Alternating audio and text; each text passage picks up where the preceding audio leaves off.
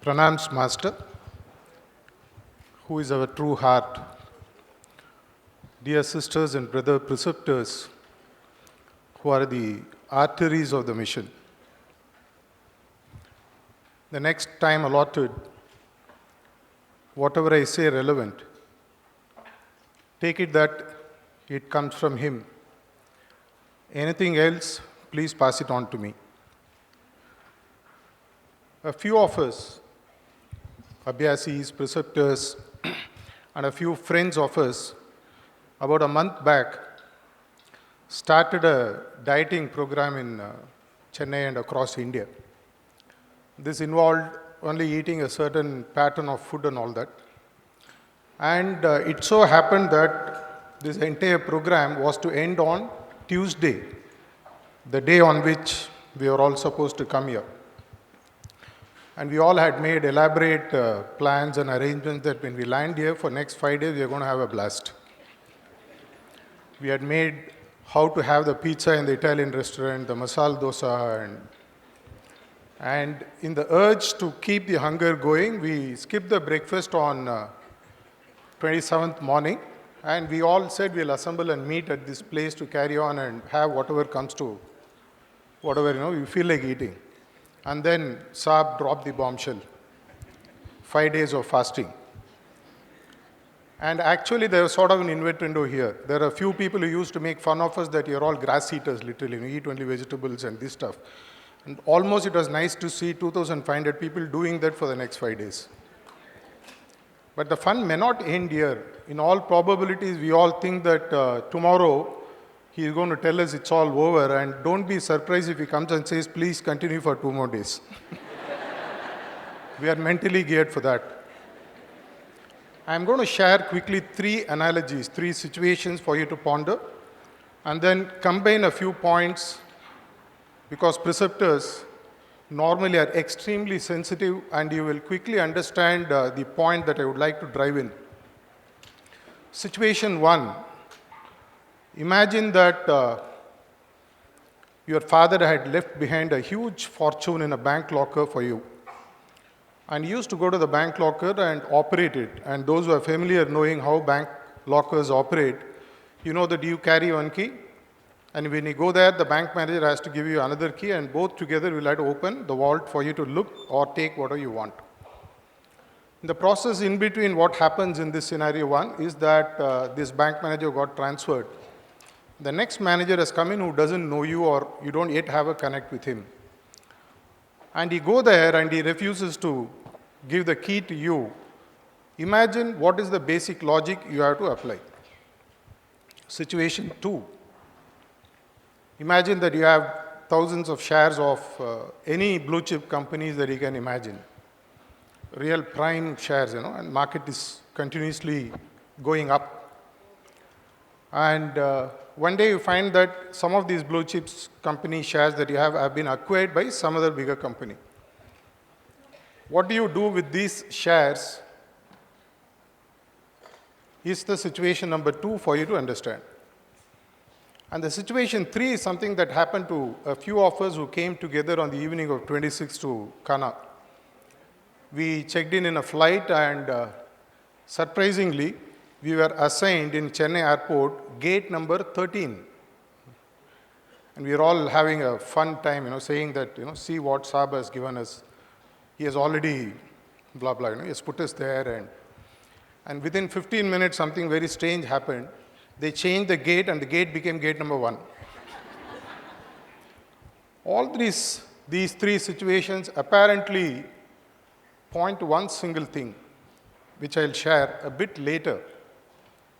In 2013, during the days when Saab was the vice president and he used to be in Manapakam, regularly used to conduct the 9 o'clock satsangs, and as many satsangs as he had time to conduct. After one of the satsangs, he was looking very, inwardly drawn. And we were just walking back to cottage where Chariji was there.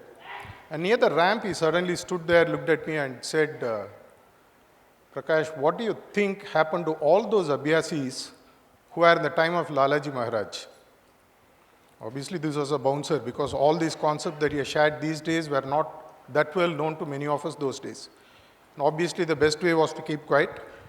And then, as he walked another 2 steps, he said, once Lalaji Maharaj left, the subtle bodies that he had associated with all his disciples had gone back with him. And many of them did not, as we were going through the whispers that we heard, many of them did not accept Babaji Maharaj as their master. Hence, Babaji Maharaj was not able to allow his subtle bodies to be attached to them. So, being a stupid disciple that you are or I am, I asked him a very fundamental or apparently a stupid question. I asked him, Sahab, don't you think that Babaji Maharaj could have just made his subtle body to be attached to these people for them to get the full benefit? And he just looked very sheepishly and sort of gave a smile which was fully loaded. And he said, masters have an etiquette.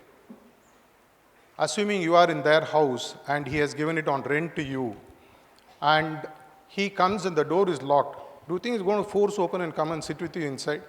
Unless you open the door and allow him inside, knowing actually he is the original owner. When you are a preceptor, it's the basic assumption that already you are in the 6th point. And I found that in some of the cases, there was a lower point which was continuously glowing, and I felt maybe my reading is either wrong or there are 2 points which are getting reflected, and I just left it at that. But when I started doing this with several in other sittings, abhyasis, preceptors, whatever, I found this coming through. And with this thought, I came to the Basant, which was about 1.5 months back. In this Basant celebrations, one of the sister abhyasis came and shared something very poignant. She also said, I also have been finding this happening. And she shared one specific input saying why she felt this was happening in the sitting she was giving, which I'll come to a little bit later. And I didn't have the time for me to open up this topic with Saab during the time. Basant was quite heavy. I went back. And Chennai being what it is, there are several preceptors who have long experience in being in Sahaj Marg and giving sittings. I met a few of them, including some of the newer preceptors, and just put forward this question saying, why do you think this is happening? Each one came out with their own interpretations, inputs, saying that this might have happened because of this or because of that. Many of these inputs were very interesting. We could not yet find out what was causing this. So what we felt is that we'll start a plan of action, and that plan of action was based on this startling input that sister had given to me, that in her systems, in her sitting, she found that the consciousness of the abhyasis, in management parlance, we call what is known as a learning block. The learning block is called as unconscious incompetence, or that you are not aware that you are not aware, which is very dangerous. If I am a sugar patient, I am not aware that I am a sugar patient, it's pretty dangerous. I can't take care of myself.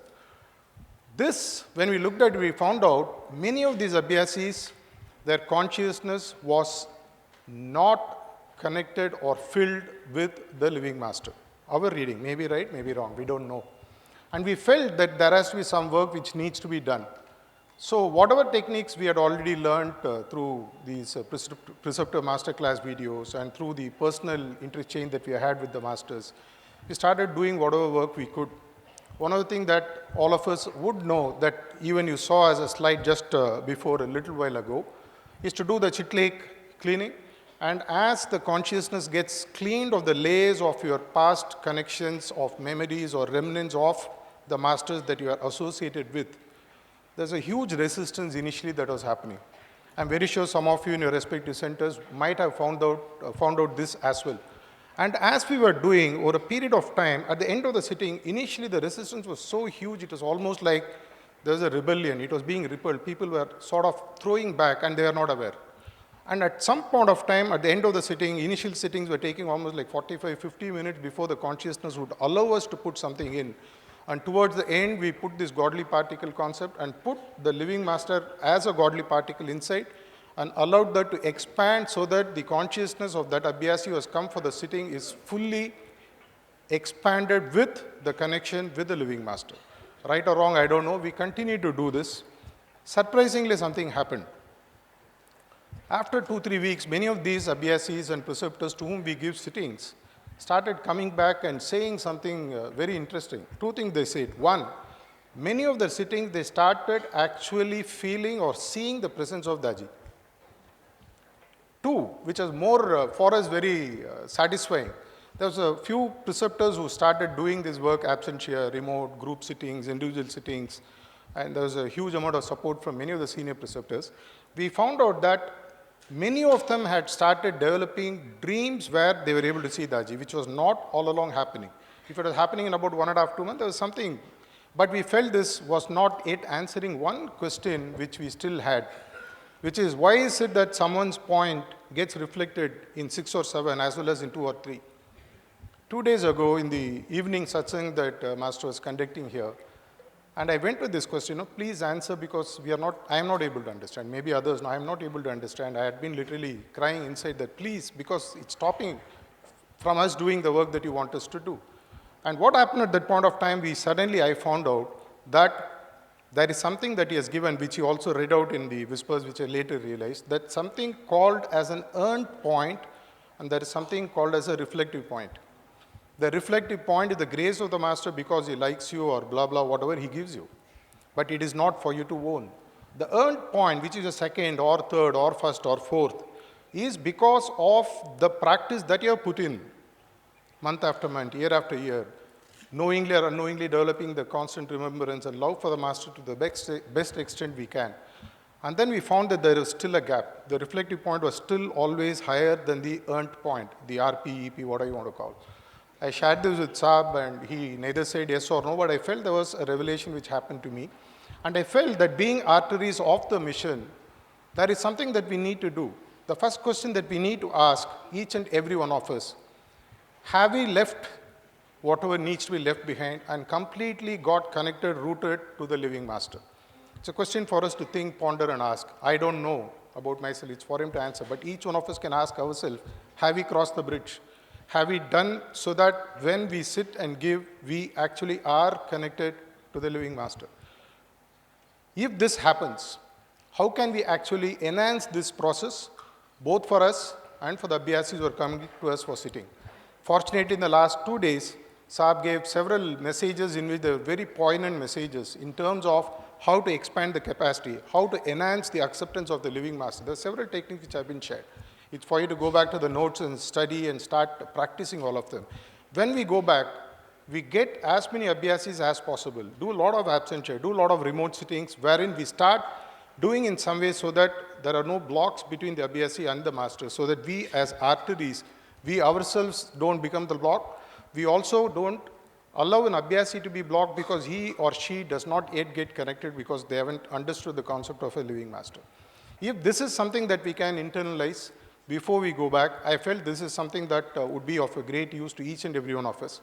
And we carry forward this work. There is one thing that we can do in the satsang that is going to happen right now, that as Saab comes in, let's all put a prayer to him that please enable us to go back and ensure that the connection to the living Master is made in the fastest way possible so that everyone becomes a perfect instrument in their hands, in his hands. And also, in case if there is a barrier inside of me which still gets me hooked onto because I am from Babuji's time, I am from Chariji's time, I am one, I have been with the old man for 21 years, so I know what it means. It's not easy to give up. Yet, connection to the living Master, if that is something done, we have to pray. And if this satsang becomes one where we all put our hearts together and pray to him, please give us the guidance, how we become the perfect artery so that the blood flow to the heart back and forward is not stopped. And also ensure that the Abhyasis to whom we give sittings, this is also enabled. This is a small thought I thought I'll share with you. And whatever right has been said, let the credit goes to the Master. Everything else, the blame is on mine. Thank you.